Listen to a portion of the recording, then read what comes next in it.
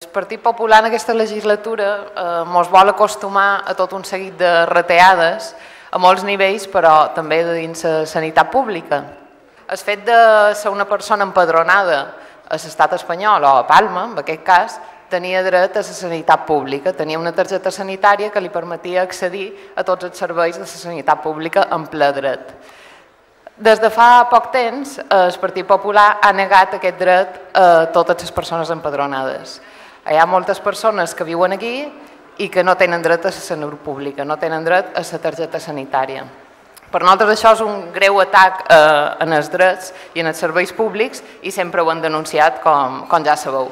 Però ara, no contents, des de l'Estat, el govern d'en Rajoy ha donat una passa més i ha aprovat un nou decret, una nova norma, on diu que les persones les espanyoles o els espanyols, o no espanyols i espanyols, sinó que estan empadronades aquí i passen més de 90 dies, més de 3 mesos fora de l'estat i estan aturades, queden també sense targeta sanitària. Hi ha tot un seguit de gent que amb aquesta mesura no només deixam de fora les persones que fan més de 90 dies que estan a fora de l'estat i no tenen feina, sinó que deixam totes les persones que dependien d'ella per tenir accés a la salut pública normalitzada.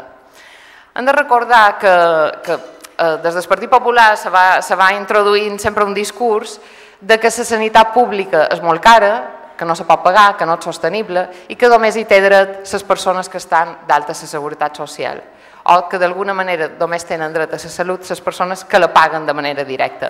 Però és que crec que teniu un pot d'embull o mos voleu embullar a nosaltres, perquè resulta que la sanitat pública se paga a través dels impostos, no a través de la seguretat social.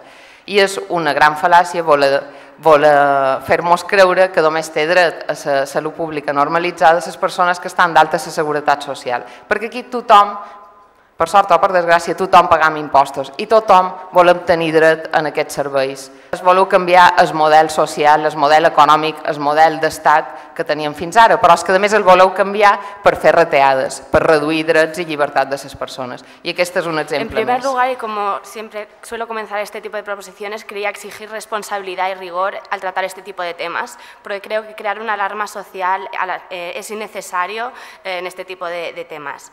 Como ya le dije en comisión, creo que existe una gran desinformación y esa desinformación se mantiene una semana después y hay pocas ganas de comprender la modificación de la Ley de la Seguridad Social. En resumen, los residentes, aunque pasen 90 días fuera de España, mantienen su tarjeta sanitaria española, mientras mantengan su residencia en España. S'ha demanaria un mínim de respecte. Vull dir, una cosa és que tu tinguis un plantejament i un punt de vista diferent en el meu o en el de molta altra gent i l'altre és que mos tractis a les persones que opinam diferent a tu d'incultes o que no sabem llegir segons quines lleis. Això per començar, una mica de respecte. Que tu vulguis imposar un model social, econòmic i sanitari diferent en el que jo desig i lluitaré per tenir, són coses diferents a que tu me tratis d'inculte i d'ignorant. Ja s'ha recordat aquí, però constantment mentiu sobre qui és que té dret i qui no té dret a la targeta sanitària. Alfapam, ja ho ha dit la companya, Alfapam va morir per no tenir dret a la targeta sanitària i damunt vosaltres encara seguiu insistint en que això és una farsa. Prou de dir mentides, és que ja estem cansats. Per un altre costat, la targeta europea. Aquí hi ha moltes persones que viuen a Palma que no són europees, que no tenen cap nacionalitat europea.